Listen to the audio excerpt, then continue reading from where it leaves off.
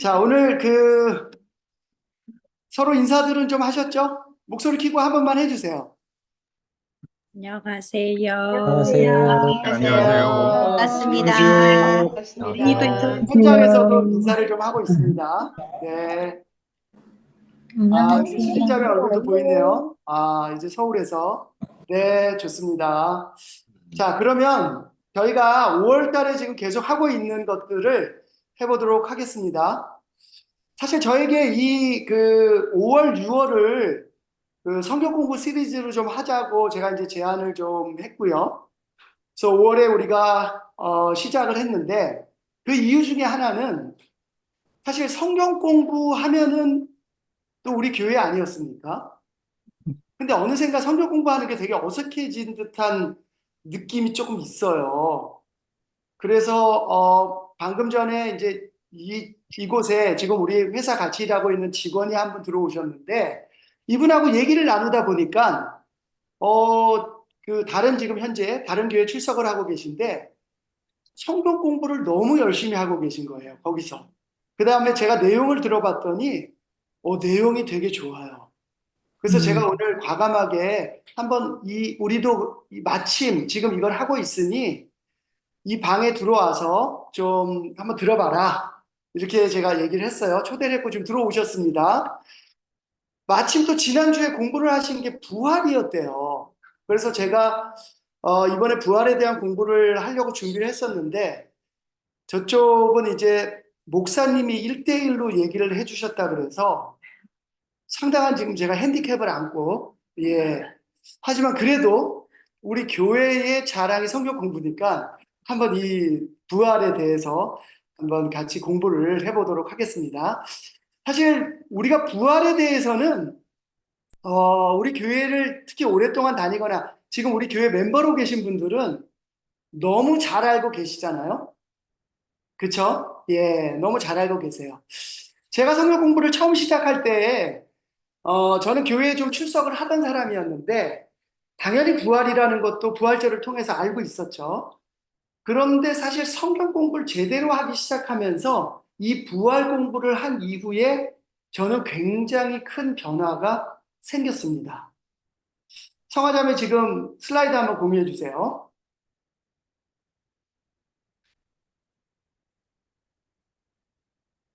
네, 감사합니다.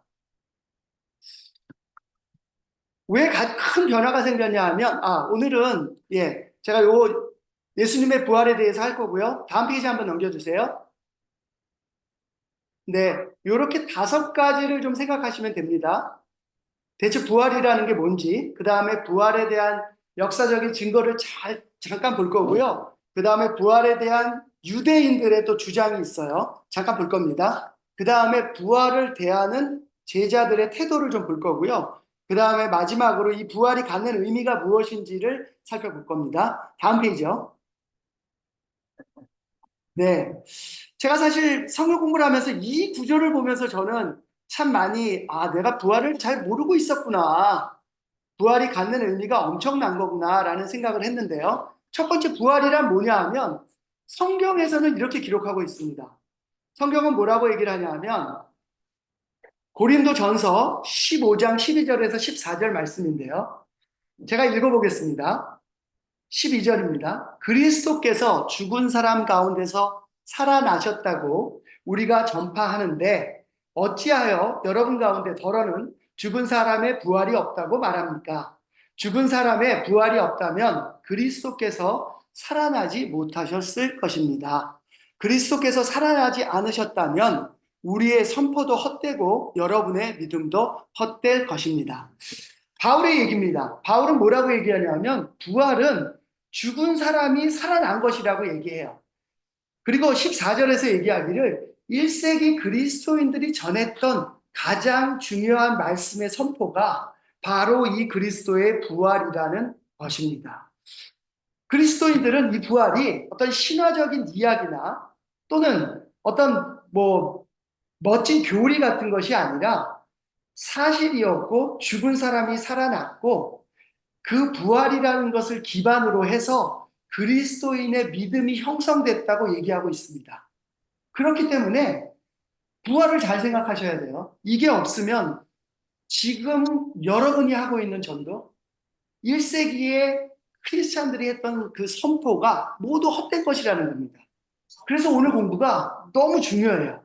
많은 순교자들이 전했던 복음의 핵심이고 우리가 가져갈 믿음의 기초입니다. 죽은 사람이 살아났습니다. 자, 다음 슬라이드 한번 보여주세요. 근데 이 부활이라는 것이 사실은 논란의 소지는 많습니다. 왜냐하면 우리의 상식으로 생각할 때 죽은 사람이 부활한다는 건 있을 수 없잖아요. 사도행전 23장 6절 말씀을 보면 이렇게 나와 있습니다. 그런데 바울이 그들의 한 부분은 사두개파 사람이요 한 부분은 바리새파 사람인 것을 알고서 의회에서 큰 소리로 말하였다. 동포 여러분, 나는 바리새파 사람이요 바리새파 사람의 아들입니다. 나는 지금 죽은 사람들이 부활할 것이라는 소망 때문에 재판을 받고 있습니다. 바울이 이렇게 말하니 바리새파 사람과 사두개파 사람 사이에 다툼이 생겨서 회중이 나뉘었다. 사두개파 사람은 부활도 천사도 영도 없다고 하는데 바리새파 사람은 그것을 다 인정하기 때문이다. 당시 1세기의 유대 사람들에게도 부활은 논란의 사안이었어요. 우리가 잘 알고 있는 바리새파나 사두개인은 이 부활에 대한 논쟁이 심했습니다. 왜요? 의견이 달랐습니다. 그래서 바울은 사내들인 공회 앞에 끌려갔을 때 그들이 다른 게 알고 있다는 걸 알고 사실은 이 주장을 해요. 그리고 나서는 그들 가운데 논쟁을 일으켜 놓고서는 슬쩍 빠져나가는 전략을 쓰기도 합니다. 자, 이처럼 부활이라는 것이 세상적으로 또 유대인에게도 굉장히 논란이 있던 것이 사실입니다. 종교적으로 봐도요, 부활이라는 것을 이렇게 죽은 사람이 부활했다고 주장하는 종교는 저는 아직 본 적이 없습니다. 불교에서는 윤회한다고 하죠. 부활이 아니라 죽은 다음에 그 다음에 세대로 또 다른 동물이나 인간으로 다시 태어난다는 거죠. 근데 성경에서 얘기하고 있는 부활은 말 그대로 죽은 사가 살아났다고 하는 겁니다.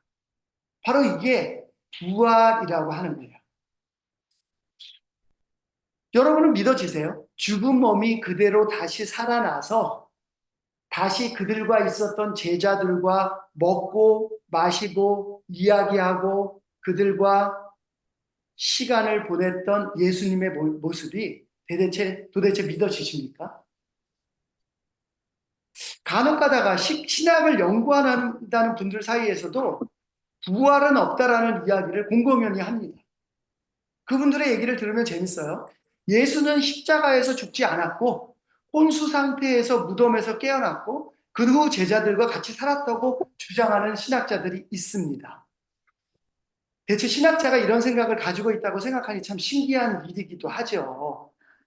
왜냐하면 성경에서는 예수님의 육체적인 부활을 얘기할 뿐만 아니라 종교적인 관점으로 보기에도 이 부활에 대한 주장은 기독교에게 있어서는 엄청난 리스크입니다. 이게 흔들리면 기초가 사라져 버리는 거예요.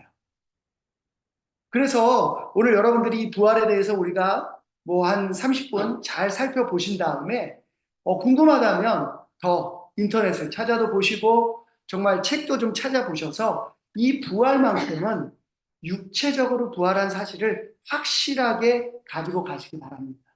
그 다음에 이 부활이 기독교에서 all or nothing이라는 것을 분명히 생각하고 가셔야 됩니다. 다시 얘기해서 부활이 맞다면 예수님은 하나님의 아들일 거고요. 만약에 조금이라도 의심이 가고 아니라면 기독교는 허구에 불과할 겁니다. 다음 슬라이드 한번 보여주세요. 부활의 객관적인 증거들이, 역사적인 증거들이 좀 있습니다. 우리가 성경을 좀 공부하다 보면, 서적들을 보다 보면 이 요세푸스라는 사람이 나와요. 유대의 역사학자입니다. 역사가예요. 특히 초대교회 사하고 초대교회 1세기하고 BC 1세기의 기록들이 많습니다. 이분이 한 기록이. 근데 이 사람은 기독교인도 아니었고요. 굉장히 객관적인 입장에서 유대의 역사를 기록한 것으로 알려져 있습니다. 여기에 보면은요, 중간쯤 보면은 이렇게 얘기하고 있어요. 굉장히 덤덤한 말투로. 그의 진리를 기쁘게 받아들이는 사람들의 선생이 되었다. 그는 많은 유대인과 헬라인들 사이에 명성이 높았다. 그는 바로 그리스도였다. 빌라도는 우리 유대인 중 고위층 사람들이 예수를 비난하는 소리를 듣고 그를 십자가에 처형하도록 명령했으나 처음부터 그를 따르던 사람들은 예수에 대한 애정을 버리지 않았다. 예수가 죽은 지 사흘째 되는 날 그는 다시 살아나 그들 앞에 나타났다. 어떤 미사오구가 아니고 이 사람은 역사학자로서 유대의 역사학자이자 로마의 문필가가 된 이 요세푸스는 자기가 쓴 유대 고대사 원문에 이렇게 기록을 하고 있어요. 또 이 탈루스라는 역사가가 있는데요. 이 사람은 헬라어, 우리가 지난 시간에도 배웠지만 신약은 헬라어, 그리스의 어떤 방언, 코이네라는 방언으로 기록이 되어 있는데 그걸로 글을 이렇게 남겼습니다. 근데 여기 보면은요, 맨 마지막 부분입니다. 맨 마지막 부분에 이렇게 얘기하죠. 이는 예수의 십자가 사망 당시 발생한 3시간가량의 이상한 어둠에 대한 해답을 제시하는 것으로 추측됩니다. 이 역사가는 뭐라고 기록하냐 하면 예수님이 십자가에서 돌아가셨던, 우리가 성경에서 익히 알고 있던 그 어둠, 9시부터 3시까지 있었던, 그리고 마지막 3시간에 있었던 그 여러 환경을 이렇게 기록하고 있어요. 어두움이 온 유대를 감쌌고 그것은 사실이었다. 이 필레곤이라고 하는 이 필레곤의 하는 사람의 역사의 기록에도 이렇게 되어 있습니다. 맨 마지막에 보면은요. 올림피아드 4년에 일어났다고 했으므로 AD 33년, 즉 예수님의 사망 시점과 일치하는 대목이다. 이것도 마찬가지로 예수님의 죽음 당시에 그 어둠에 휩싸였던 장면을 이 역사가들이 기록하는 장면입니다. 예수님의 죽음과 부활은 다른 역사에서도 기록을 하고 있고요. 제가 찾아보니까 이것뿐만 아니라 굉장히 많아요. 45권이 넘는 곳에서 예수님은 신성이 있는 사람이다. 예수님의 신성에 대해서 기록한, 그것도 굉장히 객관적이고 덤덤한 어투로 종교적인 미사오구를 빼고 기록한 것들이 많았다는 겁니다. 다음 슬라이드 한번 보여주세요. 예. 그런데 제자들은 이 부활을 어떻게 얘기하는지 한번 잠깐 보겠습니다. 사도행전 4장 9절에서 10절인데요. 이 사도행전은요, 예수님이 돌아가시고 난 다음에 사도행전의 1장까지 보면 한 30일에서 45일 정도를 이 제자들하고 함께 계세요. 그리고 사도행전이 근데 전체를 보면 예수님 돌아가신 후에 한 30년 정도의 기록을 하고 있습니다. 그래서 제자들이 예수님의 복음을 전하는 전체의 30년의 역사를 기록하고 있는데 그 핵심이 부활이었어요. 사도행전 4장의 9절에서 10절을 보면요. 이렇게 얘기하고 있습니다. 우리가 오늘 신문을 받는 것이 병자에게 행한 착한 일과 또 그가 누구의 힘으로 낫게 되었느냐 하는 문제 때문이라면 여러분 모두와 모든 이스라엘 백성을 이것을 알아야 합니다. 이 사람이 성한 몸으로 여러분 앞에서 서게 된 것은 여러분이 십자가에 못 박아 죽였으나 하나님이 죽은 사람들 가운데서 살리신 나사렛 예수 그리스도의 이름으로 힘입어서 된 것입니다. 베드로가 사람들 앞에서 발언하는 거예요. 근데 이 말을 하기 불과 한 달 전에 이 베드로는 똑같은 자리에서, 이 자리는 어디냐면 가야바라는 대제사장의 집들이었어요. 그 자리에서 예수님을 부인했던 자리였습니다. 근데 한 달 사이에 이 베드로가 사람들 앞에서, 이 베드로가 왜 끌려왔는지 아시죠? 기억하세요? 그 유명한 앉은 일어나 걷지 못하는 미문에 앉아있던, 예루살렘에서 유명했던 사람이라 그래요. 왜냐하면 늘 예루살렘 성전 앞에서 앉아있던 사람인데 이 사람을 베드로하고 요한이 고치면서 소문이 퍼지기 시작했어요. 사람들이 끌고 갔습니다. 똑같은 예수님이 섰던 자리에 끌려갔는데 거기에서 이렇게 증언을 하는 거예요. 베드로와 요한이 그를 일으켜 세우고서 끌려갔는데 이때 성전 경비대장과 사두개파 사람들이 몰려와서 그를 끌고 갔고요. 그렇게 초라하게 예수님을 배반했던 베드로는 너무나 당당하게 예수님의 부활에 대해서 전하기 시작합니다. 대체 한 달 사이에 어떤 변화가 있었기에, 어떤 일이 있었기에 이 베드로가 이렇게 변한 것일까요? 두려움이라고는 찾아볼 수 없는 베드로의 모습이에요. 예수님이 얼마나 처참하게 죽어갔는지를 지켜봤던 베드로가 예수님과 똑같은 사형 선고를 할 수 있는 유대 지도자들 앞에서 굉장히 당당하게 얘기합니다. 마태복음 28장 11절, 다음 슬라이드 한번 보겠습니다. 누가 한번 읽어 주시겠어요? 혹시 지금 온라인에서?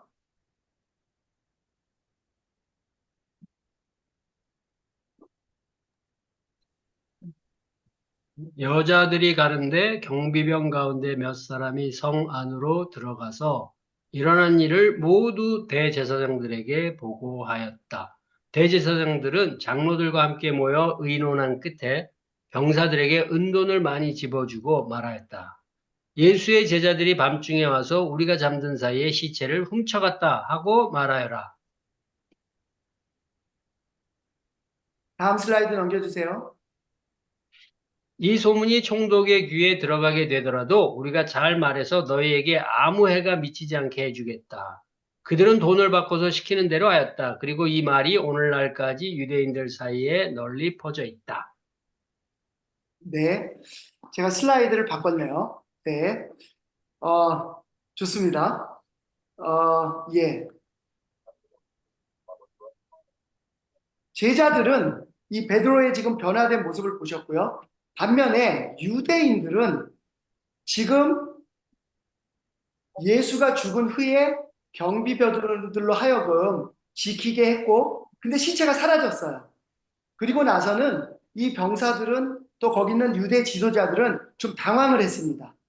그래서 그들은 협의를 한 끝에 이 예수의 시체가 사라진 것에 대해서 이렇게 모의를 합니다. 제자들이 와서 이것을 훔쳐갔다고 얘기해라 라고 이야기를 합니다. 다음 슬라이드 한번 보여주세요. 네, 마태복음 16장 21절에서 24절 말씀을 제가 읽어보겠습니다.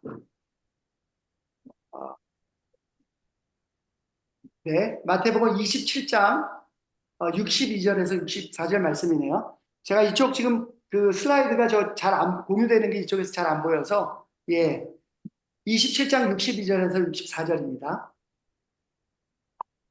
예, 제가 지금 설명한 대로 성경에서는 제자들이 이 시체를 훔쳐갔다고 유대 사람들은 생각하고 공모를 합니다.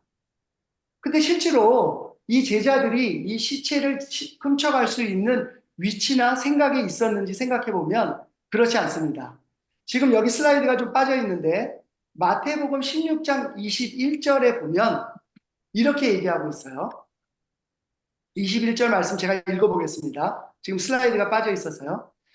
그때부터 예수께서는 자기가 반드시 예루살렘에 올라가야 하며 장로들과 대제사장들과 율법학자들에게 많은 고난을 받고 죽임을 당해야 하며 사흘째 되는 날에 살아나야 한다는 것을 제자들에게 밝히기 시작하셨다. 이에 베드로가 예수를 따로 붙들고 주님, 안 됩니다.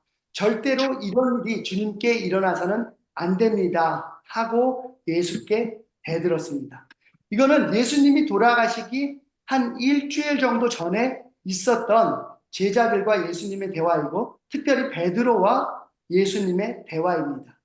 아까 우리는 사도행전에서 변화된 베드로의 모습을 봤습니다. 한 달 전의 모습과는 전혀 변화된 베드로를 봤는데요. 예수님이 돌아가시기 전에 그 일주일 전의 베드로의 모습은 오히려 훨씬 더 부활이 무엇인지, 예수님이 죽음이 무엇인지, 그리고 예수님이 죽어야 된다는 것조차도 인정할 수 없는 상태에 있던 사람입니다. 그런 사람이 지금 예수님이 돌아가신 다음에 그 경비병들 가운데 서서 그들이 시체를 훔쳤다고 하는 것은 도저히 이해가 안 가는 그런 일입니다. 그럼에도 불구하고 유대인들은 방금 읽은 구절처럼 제자들이 시체를 훔쳐갔다고 하는 것을 가장 유력한 무덤이 빈 이유로 설명을 하고 있고, 다음 슬라이드요. 그 유대인의 주장이 지금까지도 퍼져 내려오고 있습니다. 그 다음 슬라이드 한번 보여주세요. 그러면 하나만 더 넘겨주세요. 네, 됐습니다. 예, 마태복음 27장 62절에서 64절을 다시 한번 보겠습니다. 여기는 이렇게 얘기하고 있어요. 이튿날 곧 예비일 다음 날에 대제사장들과 바리새파 사람들이 빌라도에게 몰려와서 말하였다. 각하, 세상을 미혹하던 그 사람이 살아 있을 때에 그 사흘 뒤에 자기가 살아날 것이라고 말한 것을 우리가 기억하고 있습니다. 그러니 예, 넘겨주세요. 64절. 그러니 사흘째 되는 날까지는 무덤을 단단히 지키라고 명령해 주십시오. 혹시 그의 제자들이 와서 시체를 훔쳐가고서는 백성에게는 그가 죽은 사람들 가운데서 살아났다 하고 말할지도 모릅니다. 그렇게 되면 이번 속임수는 처음 것보다 더 나쁜 영향을 미칠 것입니다. 드디어 예수님을 처형한 대제사장과 바리새파 사람들은 예수를 완전히 없앴다고 생각했기 때문에 이 무덤을 엄청나게 지켰습니다.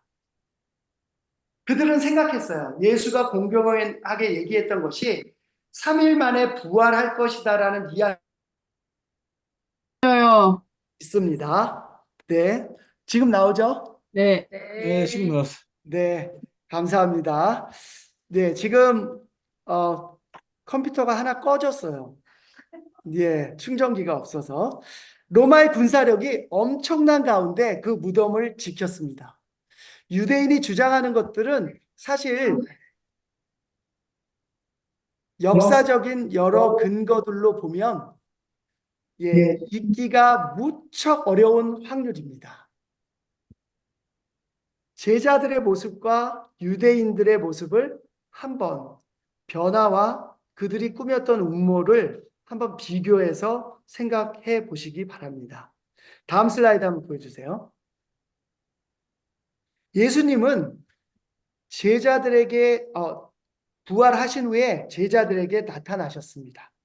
요한복음 21장 12절에서 14절 말씀인데요. 제가 읽어보겠습니다. 예수께서 그들에게 말씀하셨다. 와서 아침을 먹어라.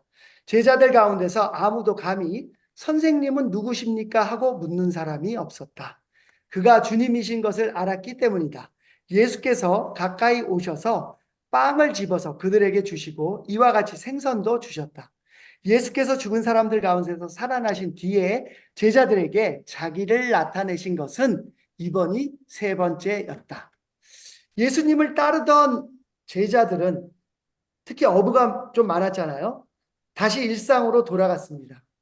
그들은 일상으로 돌아가서 어부의 삶을 다시 살려고 했어요. 그거는 아까 보신 마태복음 16장에서 베드로의 태도만 봐도 알 수 있습니다. 부활을 믿지 않았고요.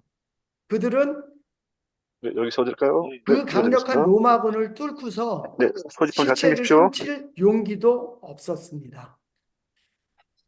그들은 모든 것을 포기하고 일상으로 돌아왔어요.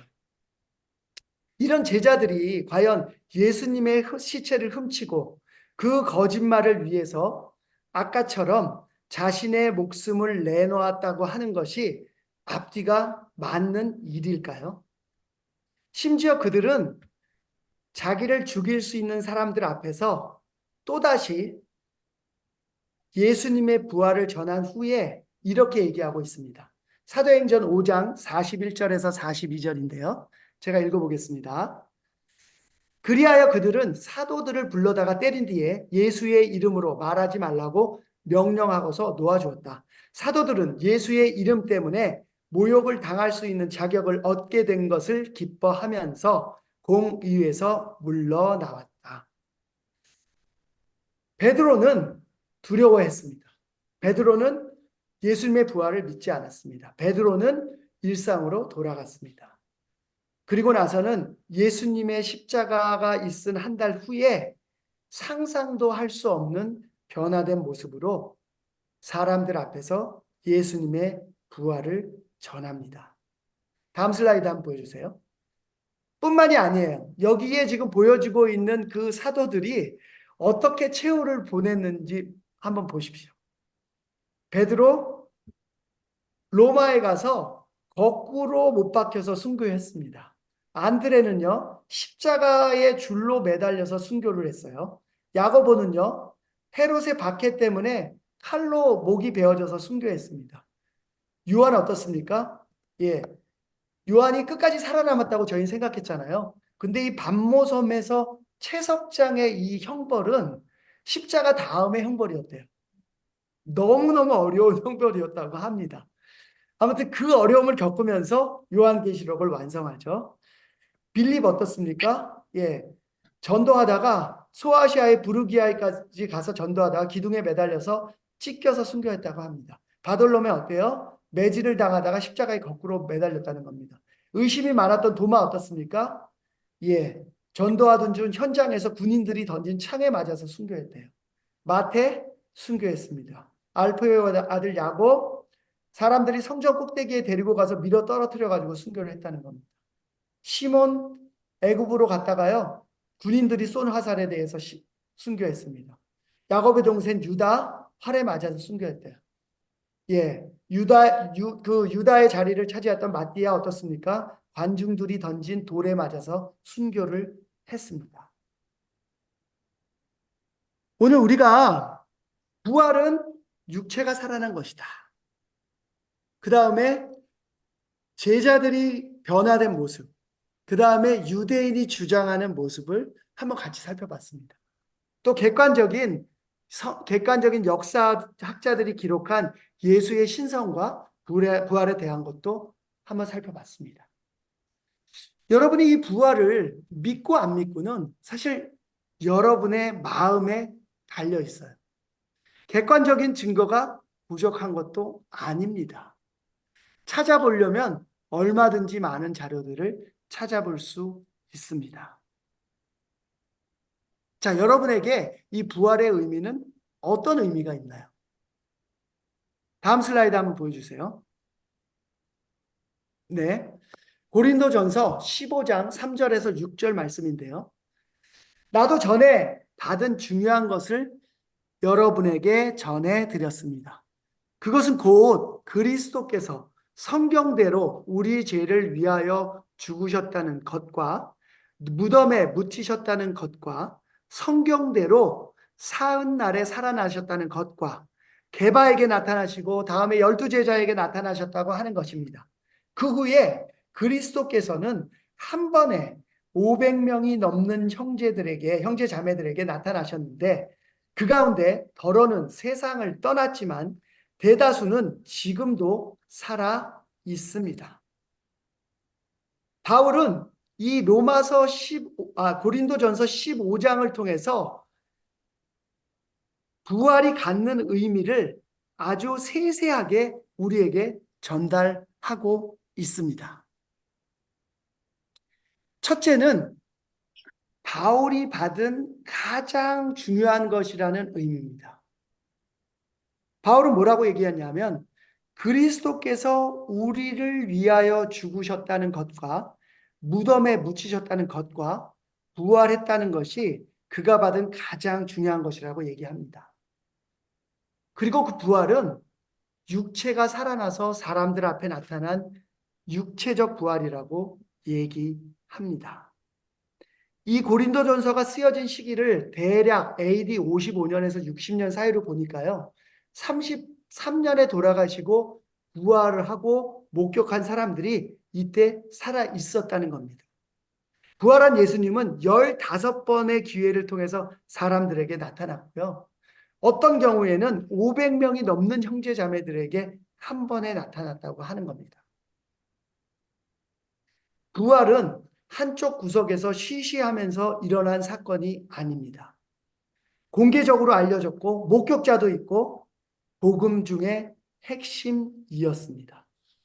이 부활의 의미가 여러분에게 어떤 의미가 있습니까? 예수님이 하나님의 아들이라는 확신이 없다면 부활을 보십시오. 지금 성경 공부를 하고 있는 분이 있다면 이 부활을 통해서 예수님이 하나님의 아들이라는 확신을 가지시길 바랍니다. 삶과 죽음을 마음대로 할 수 있는 분이라면 그분은 우리를 만든 하나님 한 분밖에 없습니다.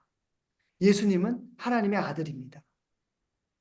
예수님이 하나님의 아들이라고 하는 것은 우리가 그분의 뜻대로 살아야 한다는 것을 의미합니다. 두 번째, 이미 예수님이 하나님의 아들이라는 것을 알고 따라가는 분들 중에서 부활에 대한 감동을 잊어먹은 분들이 있다면 이 시간에 다시 한번 부활의 의미를 여러분 삶 속에서 어떻게 느끼고 있는지 한번 돌아보시길 바랍니다. 그분이 우리 죄를 위하여 죽으셨고 살아나셨어요. 예수님이 달려 죽으신 십자가와 그분의 부활은 우리가 지금 어떻게 살아가야 하는지를 분명하게 보여주고 있습니다.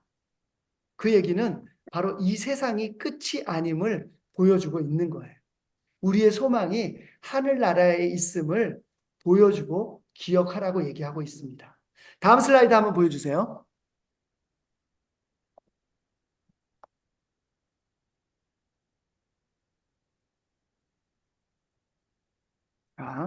고린도전서 15장 19절에서 20절이 나오는 거죠. 네. 제가 읽겠습니다. 그리스도 안에서 우리가 바라는 것이 이 세상에만 해당되는 것이라면 우리는 모든 사람 가운데서 가장 불쌍한 사람일 것입니다. 그러나 이제 그리스도께서는 죽은 사람들 가운데서 살아나셔서 잠든 사람의 첫 열매가 되셨습니다. 우리의 삶은, 우리의 소망은 이곳에 있지 않습니다. 하늘나라에 있습니다. 마치 이곳에만 있는 것처럼 여러분들이 살아가신다면, 그리스도인으로서 그런 모습으로 살아가신다면 그것은 가장 불쌍한 사람의 삶을 사는 것입니다. 이 시간 부활이 갖는 의미를 각자가 돌아보면서 생각하는 시간이 되시길 바랍니다. 다음 슬라이드, 마지막 슬라이드인데요. 한번 보여주시고요.